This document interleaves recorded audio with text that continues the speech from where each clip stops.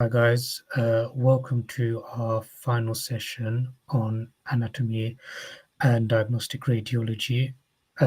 Just before we start the session, we have Daniel from the BMA who's going to just give just a quick talk before we start. So I'll just leave it to Daniel. Whenever you're ready, you can start. Great. Cool. Thank you. Thanks, everyone. And yeah, I don't want to take up too much of your time. But yeah, thanks for having me along. So obviously going to be a very busy week, busy next few days for the BMA and for you guys. I'm sure a lot of you watching are resident doctors. So first things first, I'm sure everyone's members, but if you're not, you got a chance to join or rejoin and get your first month free today. It's not something that we usually do on the website. So yeah, just an opportunity to rejoin and get your first month free. So yeah, just scan that QR code if you'd like to do so.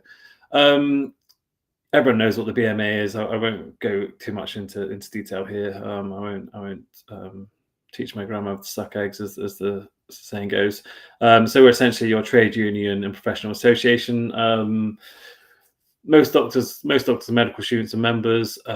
We differ from companies like MDU and MDS quite hugely. We sometimes get a bit of confusion around that though, so maybe this is more for the benefit of any med students watching. So they sort of do indemnity, so anything sort of clinical, insurance based. If you accidentally cut a patient, you go to MDU, MPS. We're your trade union, so everything sort of non-clinical, your pay, your contracts, that kind of thing is us. We negotiate those contracts. And we negotiate things like all the terms and conditions that are in your contracts, and sort of how you should be working. Yeah, 3 ways of looking at how we can help you: nationally, locally, individually. Nationally, speaks for itself. The strikes are going to take place this week. We do things on a sort of a national basis. Locally, say you're a group of F1s, you're facing sort of a similar issue just as an entire group, you can come to BMA and we'll sort of get to the root causes and sort issues out for you. And individually, say you've got a contract or there's something, I don't know, something going on with your annual leave that the trust have implied on you.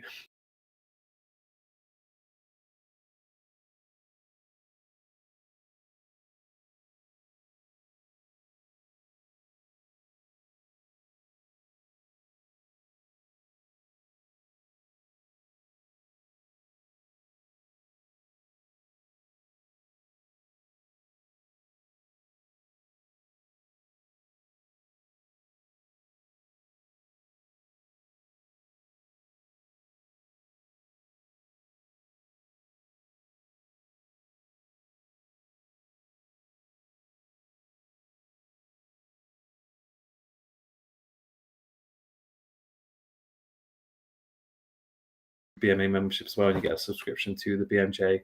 So there are clinical and non-clinical modules on there that you can do, and it's all completely free access as part of being a member of the BMA. Don't know if there's any final years watching, but it's worth mentioning this if there is. I don't know if there is. But yeah, we've got an MLA tool now, one of the top tools out there for revising and getting ready for your MLA exam, which is between January and March. We've got a confidential wellbeing support service open 24/7. The unique thing about this service is you've got a choice if you speak to a counsellor or a peer support doctor. So doctor who's potentially been in this sort of similar situation to you, not, and if you use it more than once, we'll make sure that you speak to the same person again. Specialty Explorer. So when it comes to thinking about your specialty, we've got a Specialty Explorer tool. It's a online psychometric test. Takes about 20 minutes to complete. It'll ask all sorts of work-life balance questions, and then at the end, it'll give you sort of a breakdown or report about what specialties will suit you according to the answer you've given. Just good to do it sort of every 6 months or so and just see how it changes. Sometimes it throws up things that you might not have thought about, but you can sort of understand why I do so. Everyone knows where we sort of stand at the moment in terms of the pay increases. Obviously, we're looking for pay restoration back to 2008 levels. We still estimate we're about 21% off that. Everyone knows as well that we've sort of rolled into negotiations of job security, and maybe that's taking a bit more precedent than any sort of pay increases right now. So that's just where we are. This time last year, obviously, just to remind you, we got an increase of 22% across the board for resident doctors, 25% increase for F1 specifically. But yeah, so 22%. This year, obviously, with the pay award, that only amounted, well, the DDRB recommendation, which the government's implemented, is only equated to a 1% more than inflation pay rise, which is reflected in your pay already. So that's where we take an issue. We obviously still think we're 21% lower than where we should be. But like I said, we're also now discussing sort of job security. So yeah, it's a shame that it's come to this. It's a shame that the strike's taking place. But yeah, they are taking place from this Friday to Wednesday early morning at 7.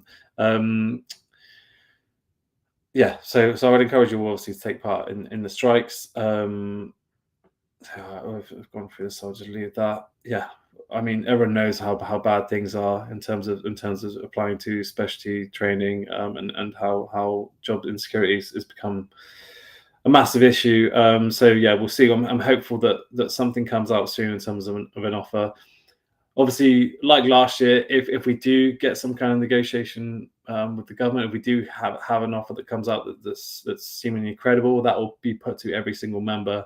And this only sort of ends when members vote and agree on an offer that's put forward by the government. Obviously, right now, we don't have that. I think it's also worth mentioning that we have the F1s obviously just got their mandate 6 months, but the general resident doctor mandate comes to an end in January. So if needs be, we will be rebalancing again for strike action soonish. So yes, because that first 6 month ballot is obviously mandate is coming to an end. I think the current plan is obviously strikes end of this week, and then quickly followed by more dates for December if there's nothing forthcoming from the government. And just a reminder about striking: you don't have to tell your employer if you're a union member. You don't have to tell them ever if you're going to vote in the ballot, how you voted, whether you're striking or not in the days you're working out. You don't have to say those things. If you have any more questions about striking, if there's any more information you want to know ahead of this weekend, especially if it's your first time sort of taking part in this, you can find out using that QR code. And that's it really from me. Key time to be a member. So yeah, if you're not already a membership, do join, do have your say, do be involved over what's coming over the next few months, and hopefully we can get a result. That's it. I'll let you crack on with the session, and thanks again for having me. Thanks a lot, Dan, for coming along, and yeah, it's been good information. Obviously, get in contact if there's any questions with regards to strikes and everything. But thank you for coming along. Appreciate it. All right, guys. So I'm just gonna start the session.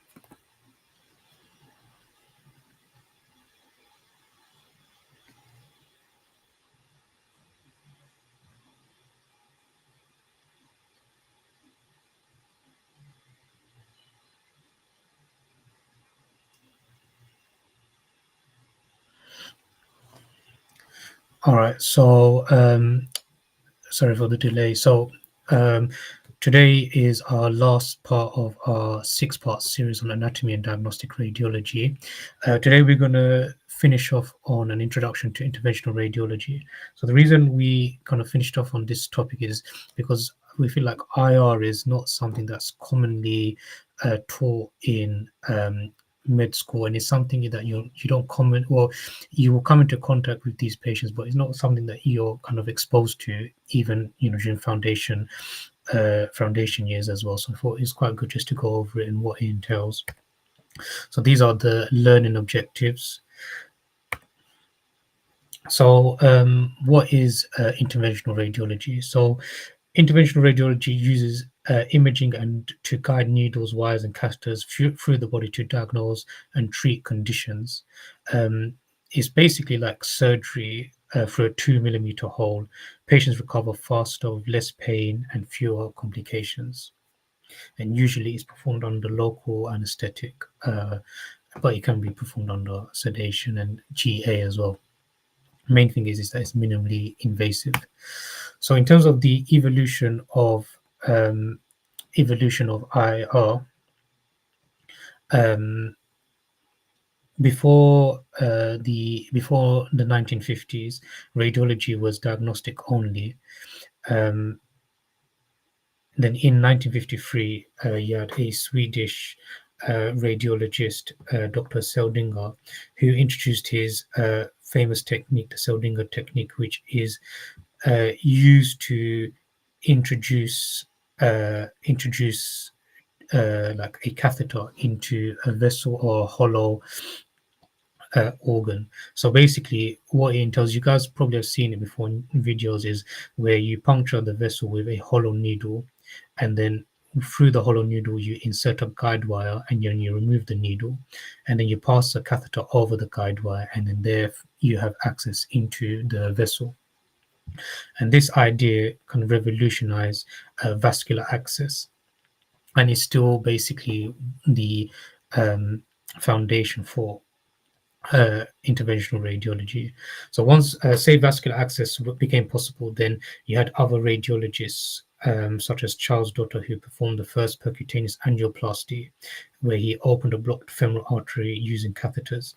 And around the same time, in around the 70s and 80s, you had different techniques for embolization and treat tumors. And then during the 1980s and the 90s, you had new materials that were brought into interventional radiology, such as flexible catheters, guide wires, stents. And then today, as you had the introduction of kind of CTs and MRI, IR began to evolve with these advanced imaging.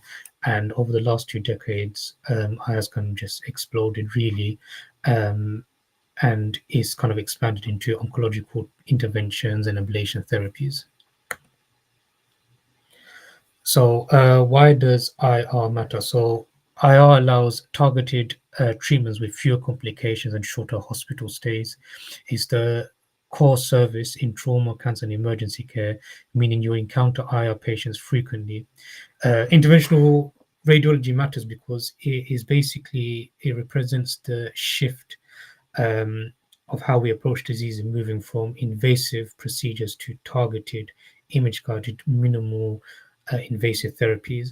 So, a good example, or good to kind of compare between surgery and IR is, for example, the management of triple A's.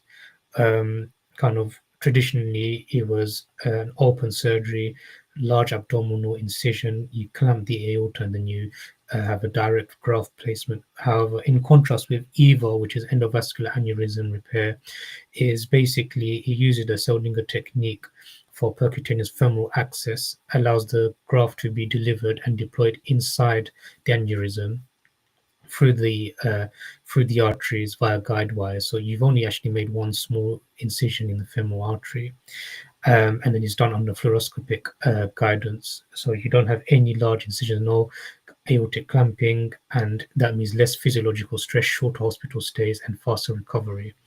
And obviously, there are some disadvantages um, with this. For example, with open surgery, it fits almost any patient in terms of anatomy. However, with EVA, the radiologist has to look at the anatomy as well, and it costs more as well. However, the morbidity is less, the recovery time is less, the hospital stay time is less, and the mortality is also less as well.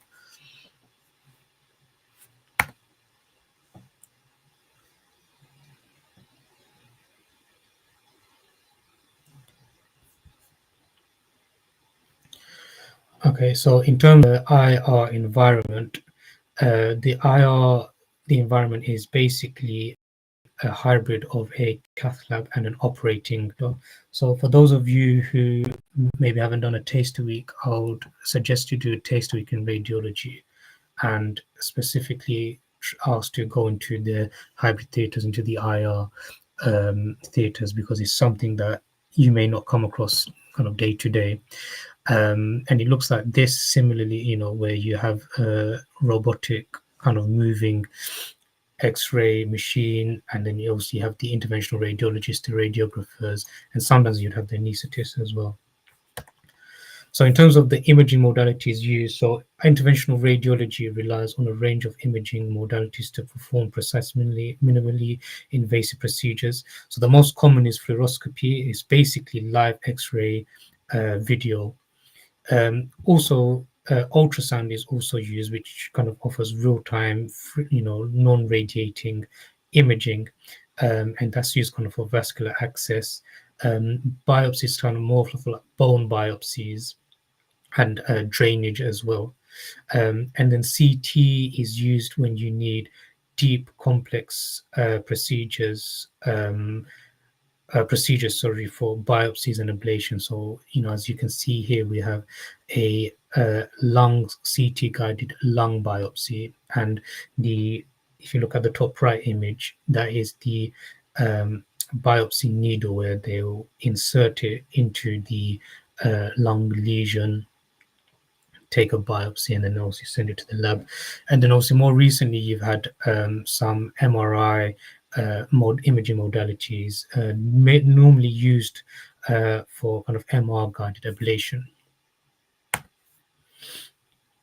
So in terms of the classification of procedures, generally is split into vascular and non-vascular. So traditionally, IR was used in terms of a vascular setting, and if anyone's done a vascular rotation, a lot of vascular work hand in hand. However, in recent years, you have a lot of intervention and in the cases of arterial stenosis or occlusion,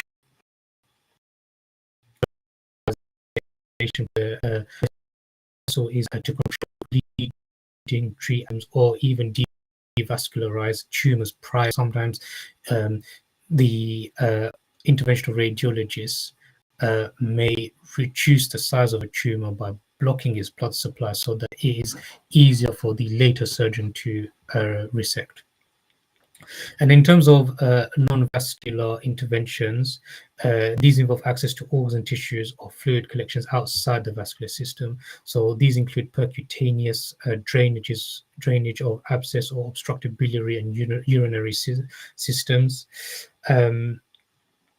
You have image-guided biopsies, or bone biopsies, and lung biopsies, tumor ablations using different energy-based techniques. You can use radio frequency as well.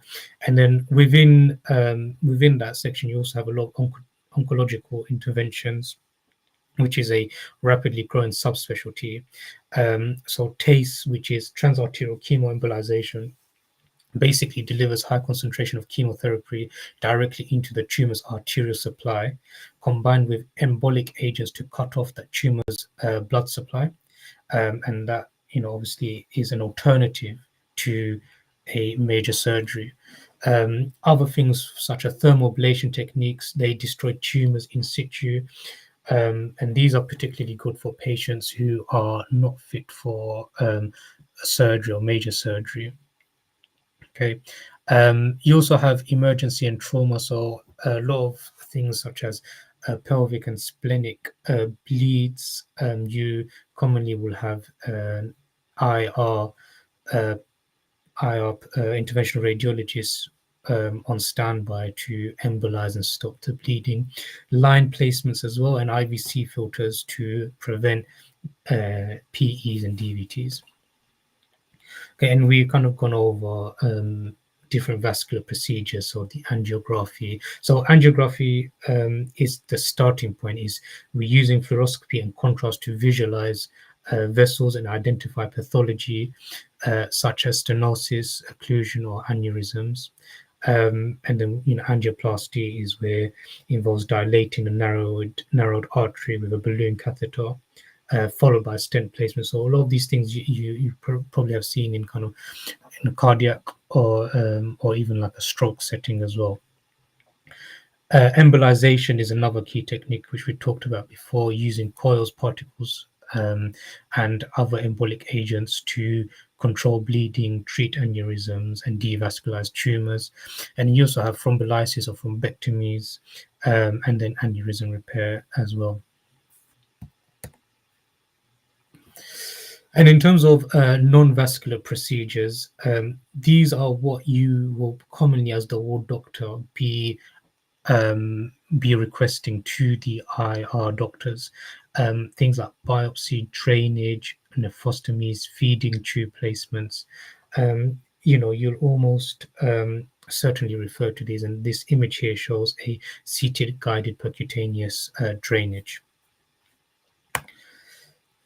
And then we talked about oncological intervention, so ablation using energy to radio frequency, thermal ablation as well to kind of kill a tumor, basically. TACE, which we talked about, where you directly inject chemotherapy agents into a tumor. And then we talked about these other things. Also, it's worth mentioning as well that you also have a lot of palliative procedures such as nephrostomy, stents, and anesthetic drains involved in IR as well. So it's not just therapeutic. It's not just kind of treating. It's also kind of therapeutic in that sense as well. And then in emergencies, which we talked about before, so hemorrhage control, so specifically kind of pelvic, splenic. A lot of these things are embolized with IR, line access, and IVC filters as well. So in terms of patient pathway, so you make the referral, and almost all the time, the patient that you make the referral will have some imaging prior. So if it's a CT and ultrasound or something done, some type of imaging done for the interventional radiologist to review. And then consent and pre-procedure checks and procedure in the IR. So that's done by the IR, but you as the junior doctor will be prepping them and monitoring them post-procedure and making sure they have good recovery as well. So your role as a referrer is you need to provide a clear clinical question. It needs to be justified and safe. The interventional radiologist needs to know what you want done and why. You need to also include relevant imaging and bloods, which we talked about. In terms of bloods, interventional radiologists, need to know the INR, coagulation, and the renal status as well, because obviously if they're injecting contrast, they wanted to know, are they at risk of contrast nephropathy? And then obviously, is the patient anticoagulated, and consent, group and save as well. Yeah, so we talked about these group and saved. The consent is normally done by the radiologist, and yeah, it's good. Fine. In terms of consent and safety, interventional radiologists follow the same safety standards as surgery, the WHO checklist, and obviously unlike surgery, there is a radiation exposure here as well that the patient needs to be aware of, although you minimize it as much as possible. Sedation and anesthesia. So many procedures are done under local anesthetic. Patient will most likely be conscious. Some other major interventional radiology procedures may require general anesthesia, such as EVA, and normally the recovery is done in the IR suite. So although it's minimally invasive, IR procedures still carry the risks, mainly bleeding, infection, or contrast nephropathy. Always check the renal function and coagulation pre-procedure, like we talked about as well.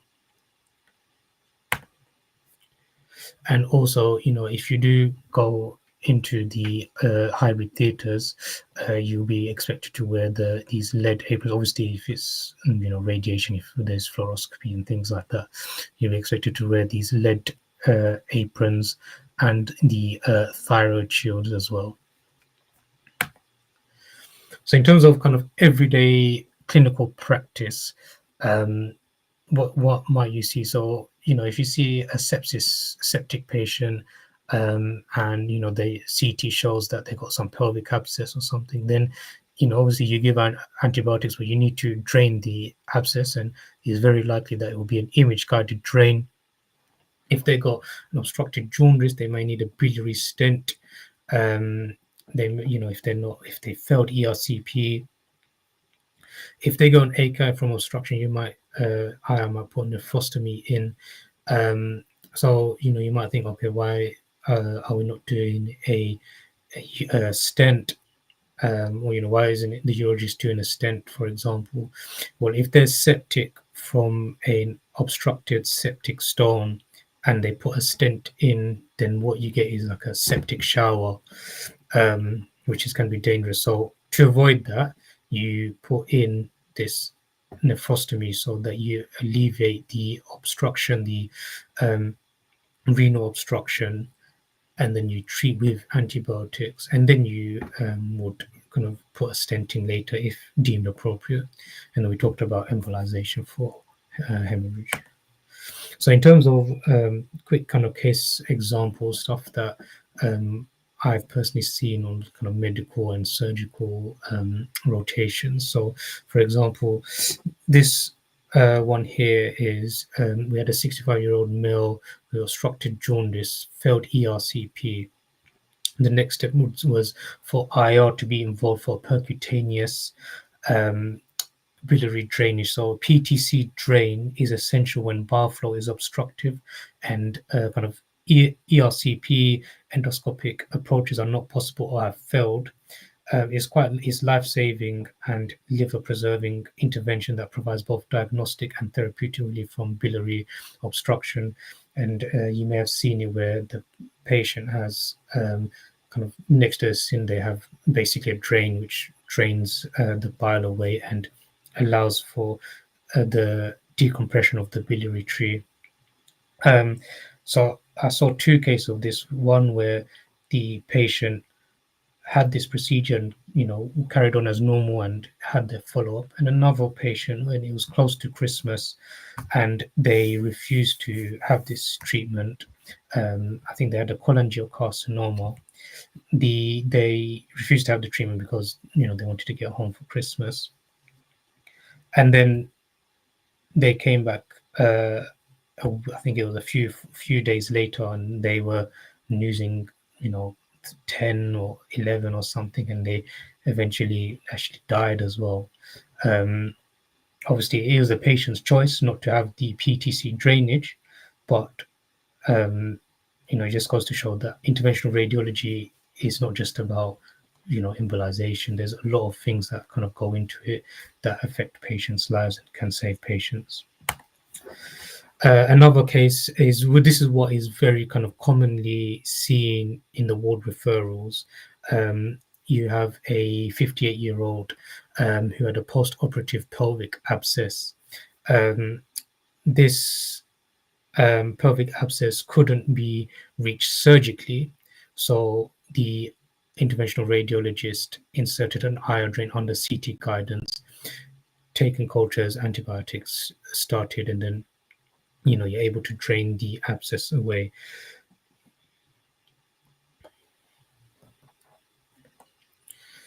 So in terms of the multidisciplinary role, IR works closely with the surgeons, oncologists, hepatobiliary, GI, vascular, renal, urology, and emergency medicine. I think the kind of the beauty of IR is that it involves different specialties. You're not kind of stuck to being a vascular interventional radiologist. So of course you can subspecialize, but you might be doing renal, urology stuff, surgery, biopsies. It's very mixed in that sense. In terms of training pathways in the UK, so the normal kind of radiology training, diagnostic radiology is ST1 to ST5, and then you CCTs of 5 years of training. However, if you do decide to subspecialize into IR, then after ST3, you do an ST4 to 6, so it's an extra year where you subspecialize in IR training, and after those 6 years, you dual CCT in diagnostic and interventional radiology, which is quite good. You can report scans, and at the same time you're doing procedures as well. There are also some run through where straight from ST1 you're gone straight from ST1 to ST6. You don't have to reapply at ST3 level, if that makes sense. Kind of run through IR training programs, I think mainly in London. So in terms of the future of IR, you have the expansion of robotic and image fusion techniques. So a lot of robotic surgery done a urology placement. A lot of urology stuff is done robotically, and IR is moving into that direction. Before, IR was mainly an inpatient thing, but now you're getting a lot of outpatient and day cases. And obviously AI is kind of affecting almost every specialty, kind of aiding image guidance. So in terms of summary, so IR is an image-guided, minimally invasive therapy, combines radiology, anatomy, and procedural skills. It's an integral part now to emergency oncology and chronic disease care.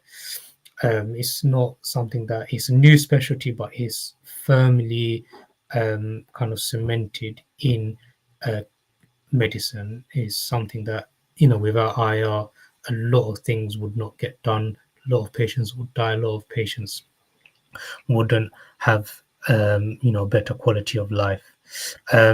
So kind of as a junior doctor, you need to know when to refer, what procedures needs to be done by IR, what information, when you do refer, what information does the interventional radiologist need. But yeah, it's a fast and exciting growing specialty, and it's something it's something definitely to look further into. And if you're interested in radiology as well, I would definitely think about IR as well. Thank you for listening. If anyone has any questions, then you can pop in the chat. I'll be online for a couple of minutes if anyone has any questions.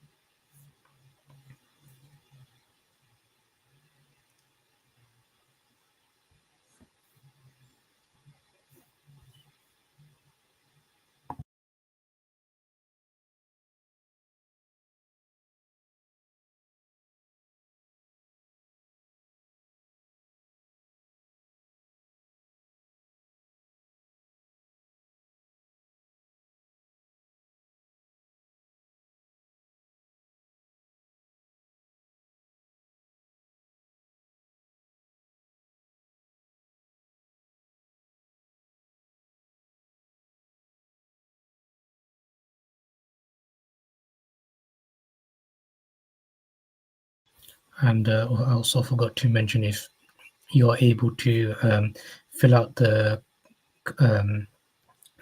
feedback, it's on the description on the YouTube channel, on the YouTube video.